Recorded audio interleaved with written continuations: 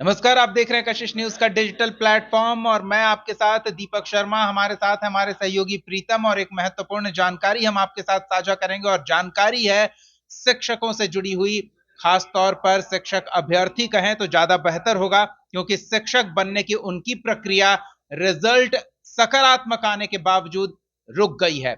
जी हां, हम ऐसे शिक्षक अभ्यर्थियों की इस समस्या का समाधान इस लाइव वीडियो सेशन में लेकर आए हैं जो परीक्षा पास तो कर गए हैं, लेकिन कहीं ना कहीं कुछ तकनीकी वजहों से उनकी आगे की काउंसलिंग की प्रक्रिया रुक गई है। अब क्या उन्हें मौका मिलेगा? क्या उनकी नौकरी की कोई सकारात्मक संभावना बनती दिख रही है? ये जानकारी लेकर हमारे सहयोगी प्रीतम हमारे साथ जुड़े हुए हैं, तो सीधे इनसे जानते हैं बिना किसी वक्त को जाया किए हुए। प्रीतम, बहुत परेशान थे लोग कि रिजल्ट आ गया है लेकिन कहीं ना कहीं कुछ छोटी फॉर्म भरने में चूक हो गई है, कुछ डॉक्यूमेंट वेरिफिकेशन में चूक हो गई है, उसके चलते अब पास होने के बाद भी नौकरी पर आफत आ गई थी। उनके लिए कोई मौका है क्या? हाँ, बिल्कुल।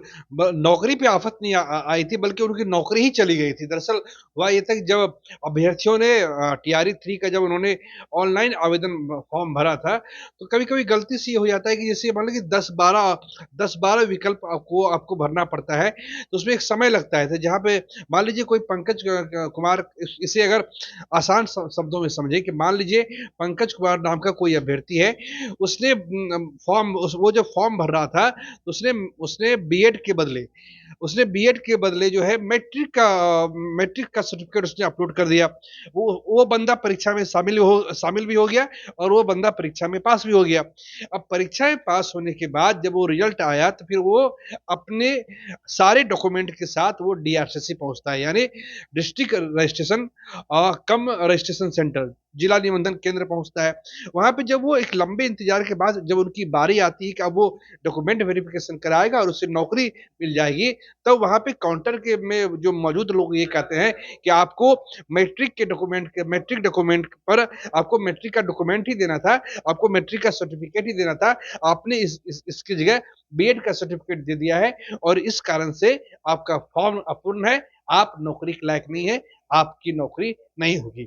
ऐसे तकरीबन बिहार में अभ्यर्थियों की संख्या 5,000 के आसपास थी, और हमने उन्हें खुद पटना में, नालंदा में, कटिहार में फूट फूट कर रोते हुए देखा था। जाहिर सी बात है कि अगर एक कोई मानवीय या तकनीकी गलती की वजह से किसी को नौकरी ना हो, तो ये अपने आप में अगर वो उम्मीदवार सही है, तो अपने आप में ये मानवीय संवेदना का एक पहलू था। कई बार हम लोगों ने भी शिक्षा विभाग के एसीएस से बात की थी, और उन्होंने एक भरोसा दिलाया था कि इनका कुछ ना कुछ किया जाएगा। थोड़ा सा हम तफसील से जाएंगे, तो फिर एकाएक क्या हुआ कि फिर शिक्षा विभाग ने ये एक लेटर जारी किया, जिसके मुताबिक 9 मार्च 2025 को सबको नियुक्ति पत्र दिया जाना था। लेकिन उस वक्त भी एसीएस ने भरोसा दिया था कि जिन लोगों का छूटा है, अभी जो लोग सफल घोषित कर दिए गए हैं, जिनकी काउंसलिंग पूरी हो गई है, पहले हम उन्हें नियुक्ति पत्र दे देंगे, और जिन लोगों से कुछ त्रुटियां हुई है फॉर्म भरने के दौरान, उनके लिए अलग से समय दिया जाएगा। तो वो अलग से समय का जो इंतजार वो कर रहे थे, वो इंतजार अब पूरा हो गया है। 2 लेटर है।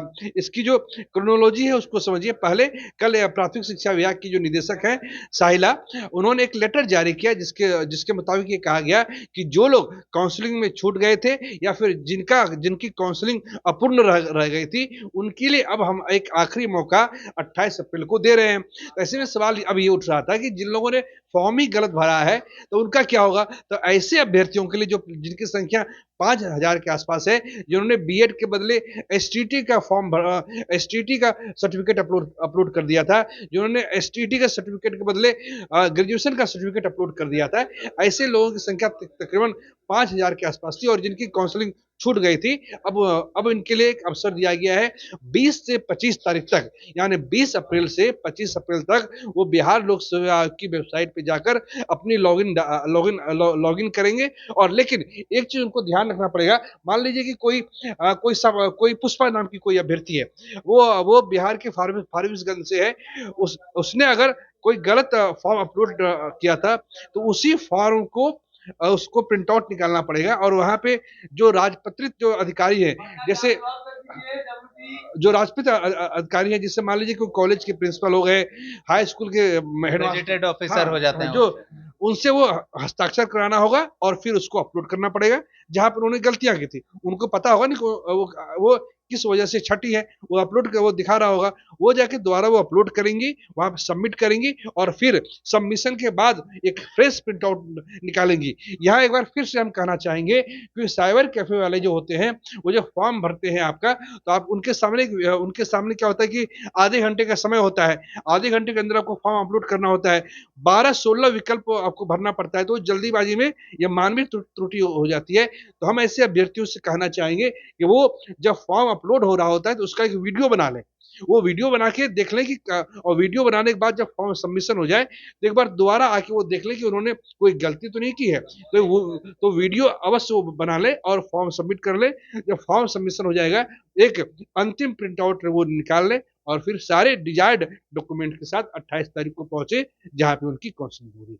चलिए, तो समय अब ज्यादा नहीं है, 28 तारीख का समय। हमारे सहयोगी प्रीतम ने बहुत ही विस्तार से और सरल और सहज शब्दों में ये बता दिया है कि किस तरह से आप अपनी गलती को सुधार सकते हैं, और आपकी गलती सुधारी जाएगी तो उसको पीएससी भी मान्यता देगा और उसी तरह से आपकी काउंसलिंग की प्रक्रिया आगे बढ़ेगी। बस करना यह है एक अतिरिक्त काम कि गैजेटेड ऑफिसर से अपना वो सर्टिफिकेट अटेस्टेड करवा के आपको ले जाना है जब आप काउंसलिंग के जाएं, जिसे आपने अपलोड करते समय गलत अपलोड कर दिया था या फिर अपलोड करने से चूक गए थे, या जो भी गलती है उस गलती को सुधार करते हुए गैजेटेड ऑफिसर से उसे अटेस्टेड करवा के नया प्रिंट आउट लेकर काउंसलिंग के लिए जाएं। तो हम उम्मीद करते हैं कि आपकी समस्या का समाधान हुआ होगा। 28 तारीख को नए काउंसलिंग की तारीख जो दी गई है, उससे पहले आपको क्या तैयारी करनी है ताकि आगे कोई ऐसी चूक ना हो जिसके कारण आपकी होती होती नौकरी पर आफत आ जाए।